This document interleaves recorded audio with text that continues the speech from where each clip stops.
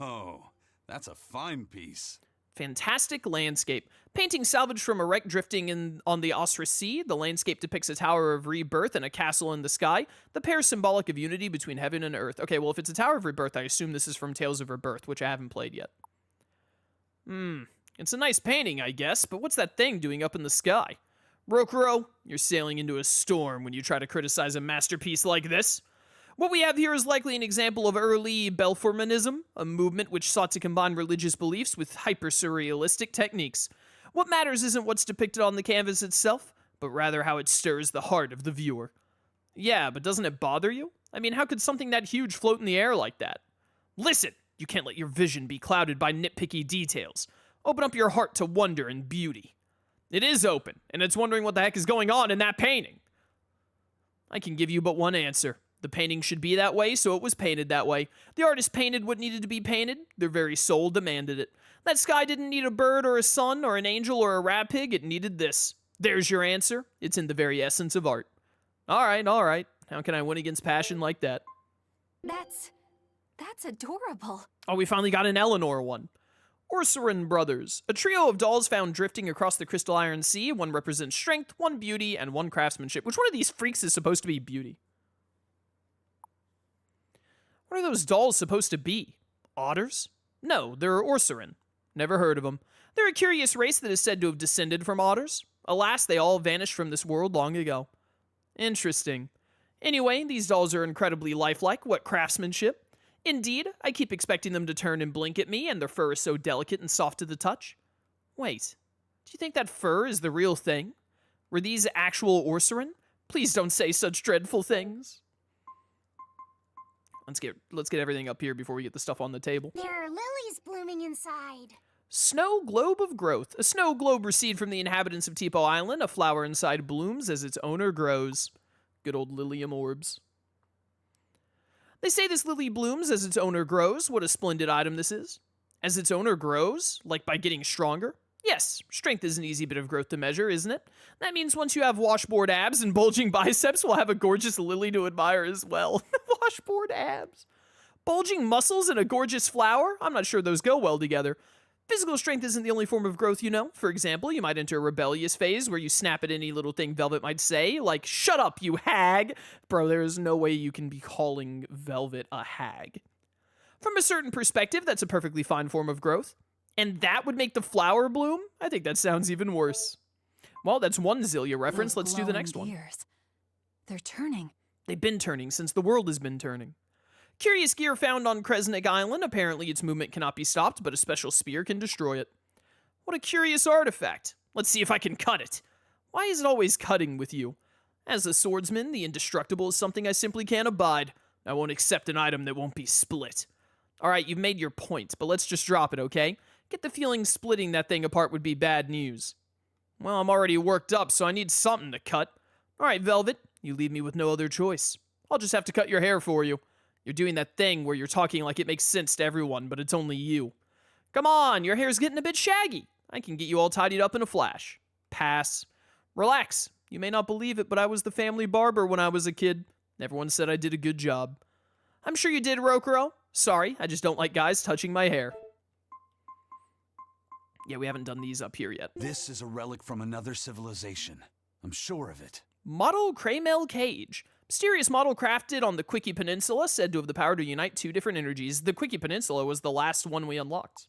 The last area. What's this about uniting two different energies? Does that mean this object could bring harmony between humans and Malakim? It's possible. But without knowing how to operate this thing, we can never be sure. In any case, these were originally, I can read, originally used to enable people of two opposing worlds to wield magic. What? That sounds like how exorcists use Malakim. So these were weapons then. Some say they were also used to unite Mabu Tofu and Curry to create Mabo Curry. You mean we owe Mabo Curry to this thing? There's no need to get worked up, Eleanor. It's only natural when you think about it. Whenever there are two opposing sides, both a sense of animosity and a desire for harmony are perfectly normal. Right. What matters is the path you choose. That color reminds me of the Scarlet Knight. Crimson Crystal, enigmatic crystal discovered on the Centurion Isles, said to balance the energy between our own dimension and another. Wow, it's spectacular, Velvet. That deep, deep red, it's like a sunset reflected in the ocean. That's what you see? Huh? Did I say something funny? No, not at all. I hadn't noticed. That's the same color of a sunset I once saw with Laufey. Guess the beauty in anything comes from what you bring to it. That was a super short one. That staff is so cool. Cleric staff. This is Mint's staff, if I'm not mistaken. The female protagonist from, or the main female at least, from Tales of Fantasia, the first Tales of game. Sacred staff from the continent of Albane, believed to hold the power to transcend time and space.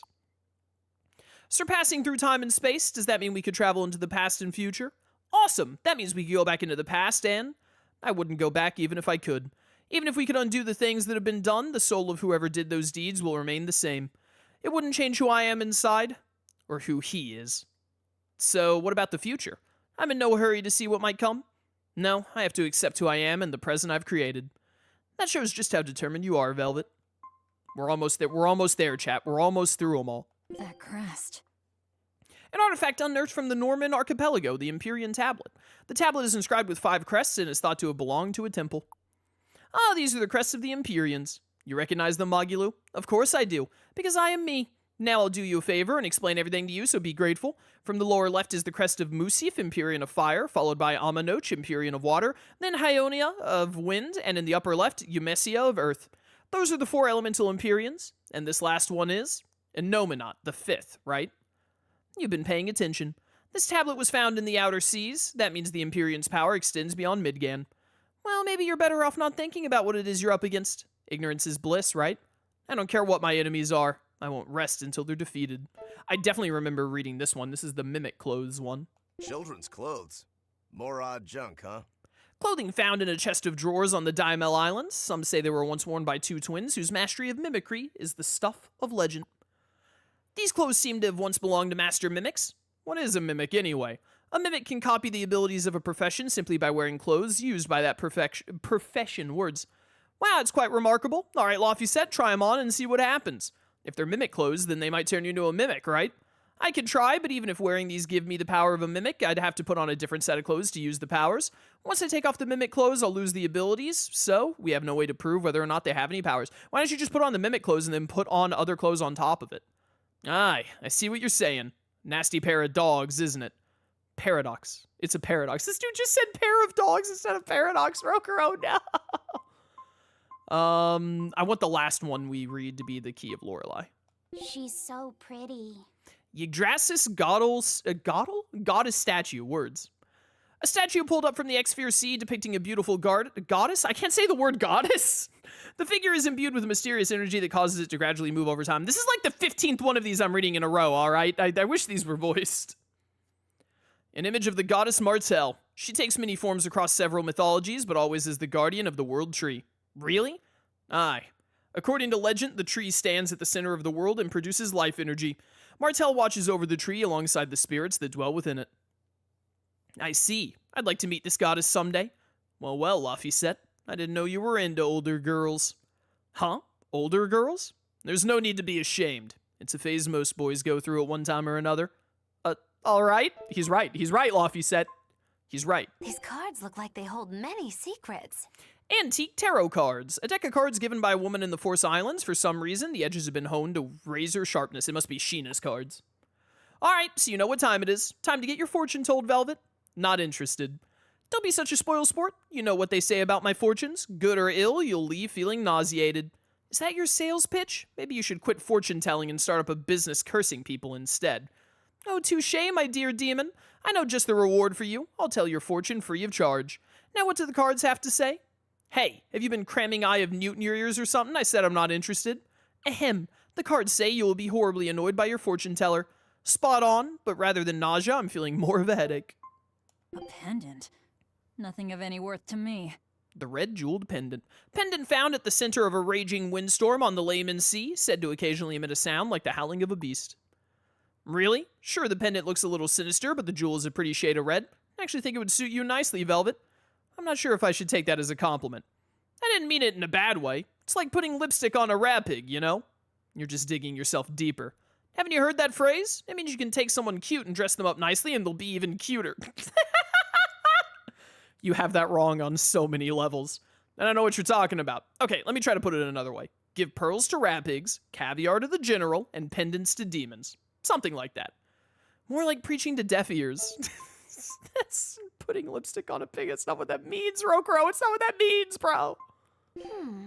Enchanted with an art I don't recognize. Body Blastia bracelet. A bracelet unearthed from the Critian archipelago. The band is said to amplify the wearer's abilities, but also curses them with an insatiable sweet tooth. They say a picture is worth 1,000 words, but I say hands-on experience is worth 1,000 pictures. Go on, Eleanor, try it on. Certainly not. Who knows what art might be upon it? Let sleeping dogs lie. That's the better wisdom. Ha! Nothing ventured, nothing gained. Worry often gives a small thing a big shadow. Words. Am I wrong? In this case, yes. Curiosity killed the cat. Better safe than sorry. You're dull as dishwater. Throw caution to the wind. You can't make an omelet without breaking a few eggs. No. Repentance comes too late. Too much of a good thing. Gotcha. You just said it was a good thing. Play with fire and you'll get burned, right, Eleanor? Oh? Oh, drat. An honorable defeat is better than a dishonorable victory. Not quite. Even Eleanor sometimes nods. You can write that one down. What the heck was that conversation, bro? Lovely earrings. Moon and star earrings. I love how Eleanor doesn't show up for many of these because you get the boat way earlier than you get Eleanor in the party. So I guess the game didn't want you to accidentally get any of the Eleanor cutscene ones before you got Eleanor in the party. Moon and star earrings. Pair of earrings collected on the Noctandia Isles. Wearing them when you sleep will carry you to a dream where your dreams come true. Earrings that make you dream of your dreams coming true. Sound like something out of a dream themselves. Yeah, if anyone is suffering from constant nightmares, I'd want to give these to them. People should at least be able to be happy in their dreams. You really are a kind boy, Laphicet. What about you? Do you ever have nightmares? Don't worry about me. I sleep soundly and almost never dream. Once I awake, there's another day of work to be done. I'm simple that way. You work to make your dreams come true, you mean? That suits you just fine, Eleanor. And then last, but almost certainly not least, because it's from Tales of the Abyss, one of the best Tales of games. This is a key? Are you sure it's not a sword?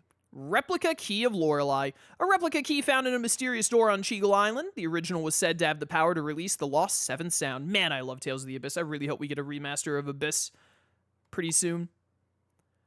If this is really a key, its owner must have been a giant. Probably stood 3 stories tall. What could it be a key to, though? It's supposed to set free a lost sound. Maybe there's some kind of musical instrument locked away somewhere. But where would that be? Where indeed? The only doors I can think of big enough to match that key are the gates at the Sea Fortress, but those had no keyhole. So, to sum it up, that makes this the key to a pair of massive doors the size of the sea gates, behind which a giant has locked away an extraordinary and mysterious musical instrument. Is that something that could truly even exist? I'm sure it does. The world is a big, big place after all. Yep, that sounds like the plot of Tales of the Abyss to me. Nailed it. All right, finally, we're done reading all of those. There's quite a lot. Take me to Zexen. Bum, bum, bum, bum. All right, I want to take a little look at the shop real quick, because we should have gotten some money from going through stuff in there. We can level up the Lindworm ring again, so let's get it to level 8. 280,000, and we're at 24,000. We also have to dismantle some stuff for more adamantine if we want to level it up again. We might not end up getting enough money unless I start selling this. I could try and get enough money for it by selling some more stuff. I need to dismantle more adamantine before I just go selling adamantine, though. If we want to try and make that happen, because I didn't have enough adamantine fragments. Now I have exactly enough, but then we'll need another 16 for level 10, I think. Let's see if I can get to the money here. Also, I think I was getting full on balmy fluid again. Yep, always am. Get so much of that so easily. See if we can sell some of these turbulent shoes, maybe. Those are really good grounded shoes. I should keep those. Yeah, the stuff that gets a good amount of cash is all of the adamantine is the problem. We don't need any of these low tier rings anymore. Sell all of these. Yeah, sell the legless ones too. Keep Penyon and above.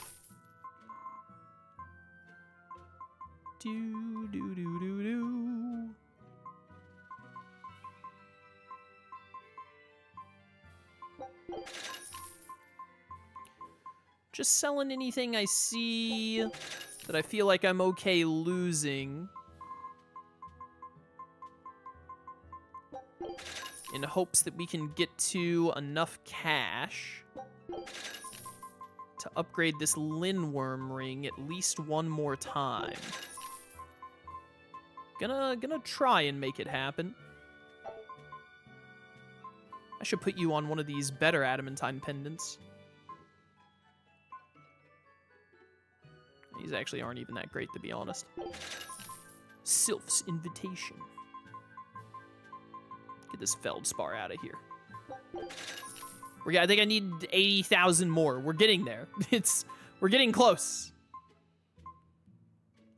Oh, you're staying on these unnamed earrings forever because these give you plus 400 magic, which is just absurdly insane.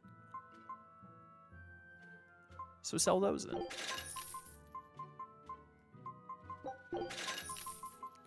Do, do, do, do, do.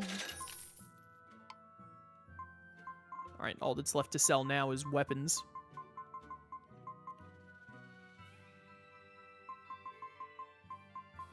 Do, do, do, do, do, do, do. Sell these Titan Knuckles because these ones are better, it seems.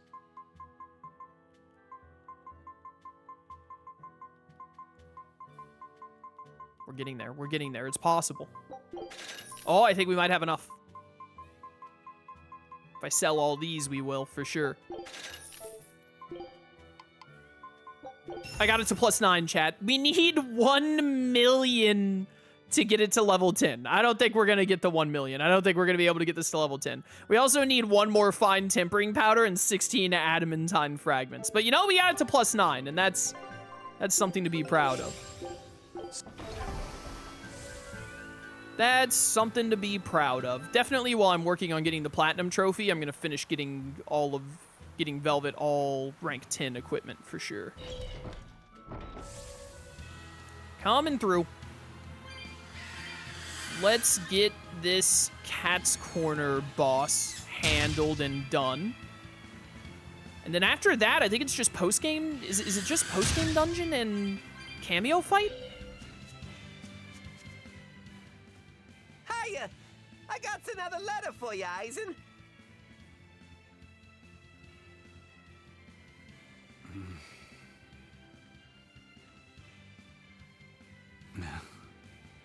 Hey, are you okay?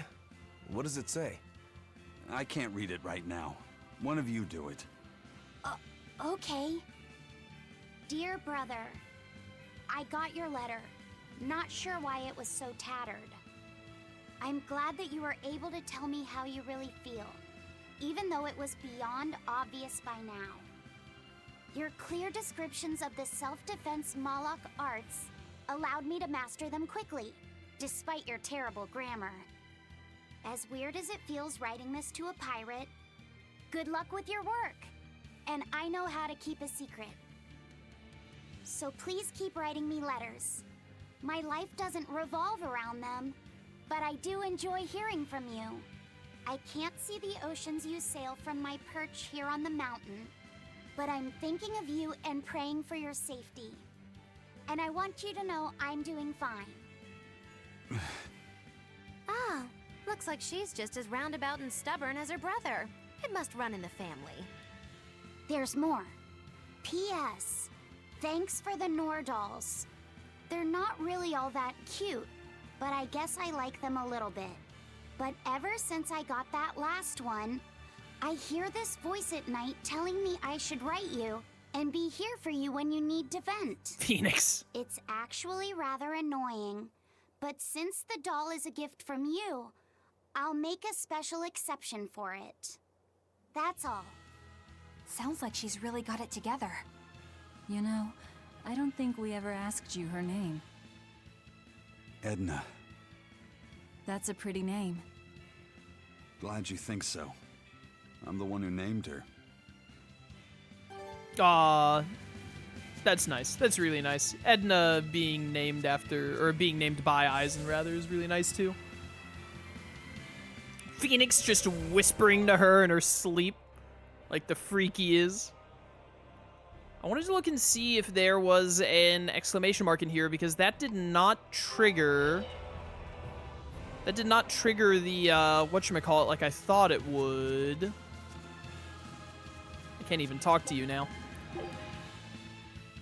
That did not trigger the... That was just a conclusion to the Phoenix side quest. Or a little extra bit from it. That does not trigger the... Does not trigger the boss fight that I'm trying to get right now. Edna's the best thing Zestiria gave us, to me at least. Well, Zvid is right there.